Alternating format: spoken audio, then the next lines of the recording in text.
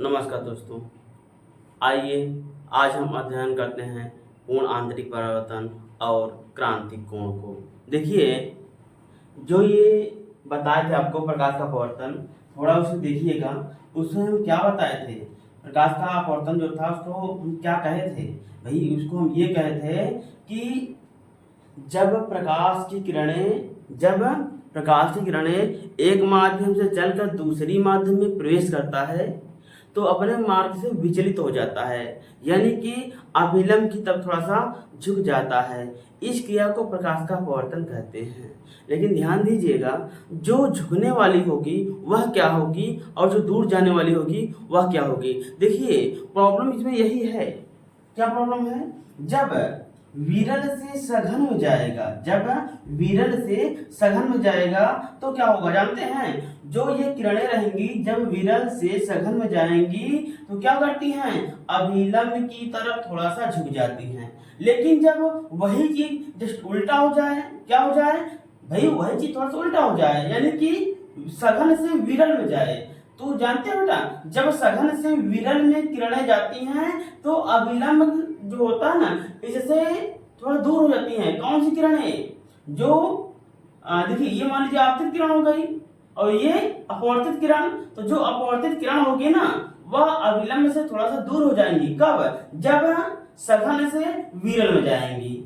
ठीक है, ध्यान दीजिएगा भैया। तो कंडीशन क्या होती है? जब भाई विरल से सघन में जाएगी तो यदि देखिए विरल से सघन में गई है तो अभिलंब की तरफ क्या की है? झुक गई है। वही बात यहाँ पर, जब जो है सघन से विरल में जाएगी तो अभिलंब से थोड़ा सा दूर हट जाएगी। दोनों कंडीशन हमारा प्रकाश का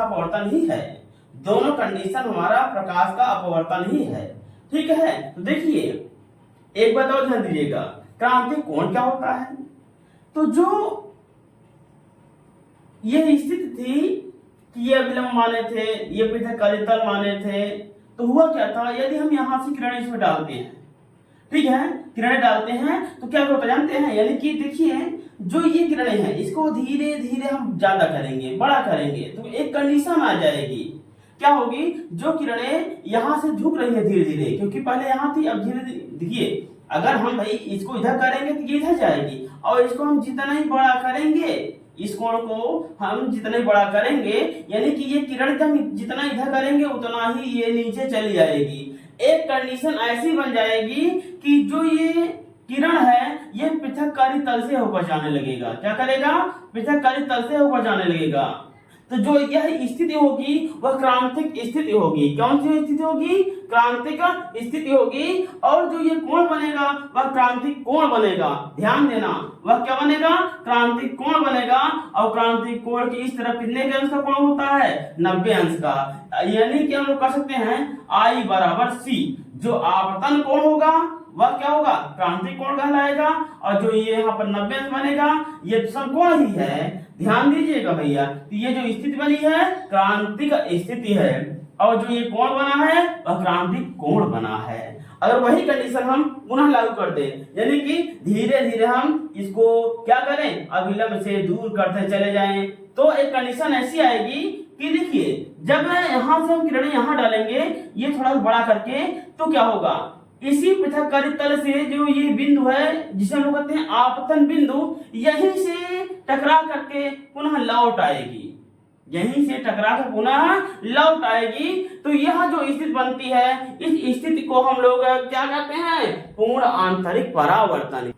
ध्यान दीजिएगा, जो हमारा प्रकाश का अपवर्तन है उसका कुछ उदाहरण है। जैसे रात्रि में तारों का टिमटिमाना, सूर्योदय तथा सूर्यास्त के समय सूर्य लाल दिखाई पड़ना, जल में रखा पेंसिल क्या होता है? टूटी हुई या मुड़ी हुई प्रतीत होना। यह सभी किसके कारण होता है बेटा? ये सभी हमारा प्रकाश के अपवर्तन के कारण होता है। ध्यान दीजिएगा, ऐसा क्यों होता है? प्रकाश के अपवर्तन के कारण। अच्छा, प्रकाश का अपवर्तन उसमें क्यों होता है?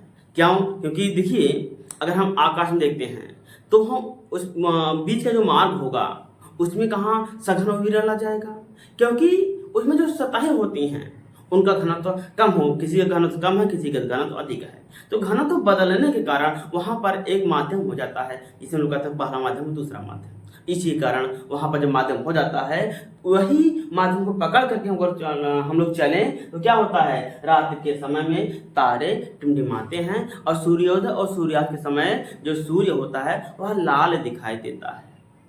अच्छा एक बात और, यदि हम ग्लास में थोड़ा सा पानी ले लें, उसमें एक पेंसिल हम डाल दें, तो क्या होता है, पेंसिल का कुछ भाग पानी के नीचे रहेगा, कुछ भाग पानी के ऊपर।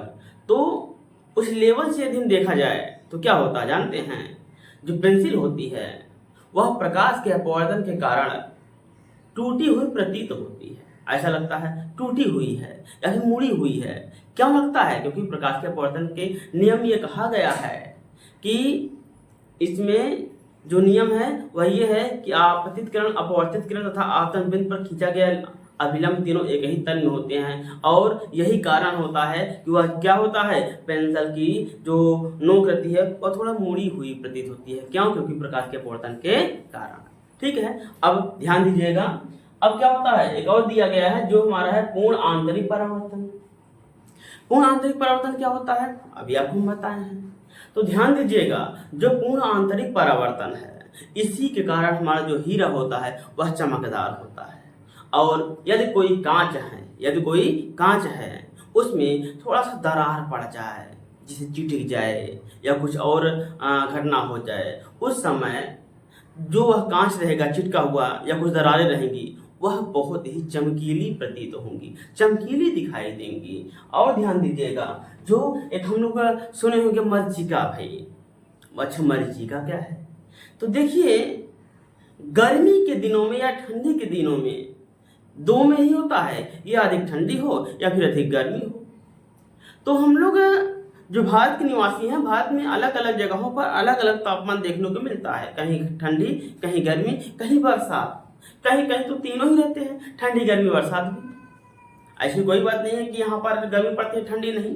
अलग अलग भारत के अलग अलग राज्यों में अलग अलग मानसून होता है। तो ध्यान दीजिएगा, जो अलग अलग मानसून होता है उस मानसून में अगर हम देखें तो कहीं ज़्यादा गर्मी पड़ती है, कहीं ज़्यादा ठंडी पड़ती है। तो जो मरीचिका है यह अगर देखा जाए तो जब कोलतार की जो सड़कें होती हैं ना, जो हम पक्की सड़कें कहते हैं, पक्की सड़कें, जो कोलतार की सड़कें होती हैं, तो सड़कें जो होती है ना बेटा, उस पर जो हम लोग चलते हैं, चाहे पैदल चलिए या साइकिल से या फिर गाड़ी से, आपकी इच्छा, जब चलते हैं तो क्या होता है जानते हैं, पूर्ण आंतरिक परावर्तन के कारण हमको ऐसा लगेगा कि आगे जल है, आगे जल रखा हुआ है, यानी कि सड़क पर जल है। लेकिन जब हम लोग वहां पहुंचते हैं तो जल नहीं रहता है। ऐसा क्यों प्रतीत होता है, ऐसा इसलिए प्रतीत होता है क्योंकि प्रकाश के अपवर्तन के कारण यह मरीचिका है। प्रकाश के अपवर्तन के कारण ही यह दिखाई देती है, प्रकाश के अपवर्तन के कारण ही ऐसा होता है। और इस क्रिया को हम लोग मरीचिका कहते हैं, जो बताए ना दो प्रदेशों में होता है, या ठंडी में या तो गर्मी में होता है। ठीक है, दो मौसम में ये होता है। तो ध्यान दीजिएगा भाई, मरीचिका अगर आप लोग कहीं दिखाई दे तो खासकर जून और जुलाई के महीने में आप लोग इसे देख सकते हैं आराम से। ठीक है, प्रैक्टिकल भी कर लीजिएगा। तब तक के लिए नमस्कार भाइयों।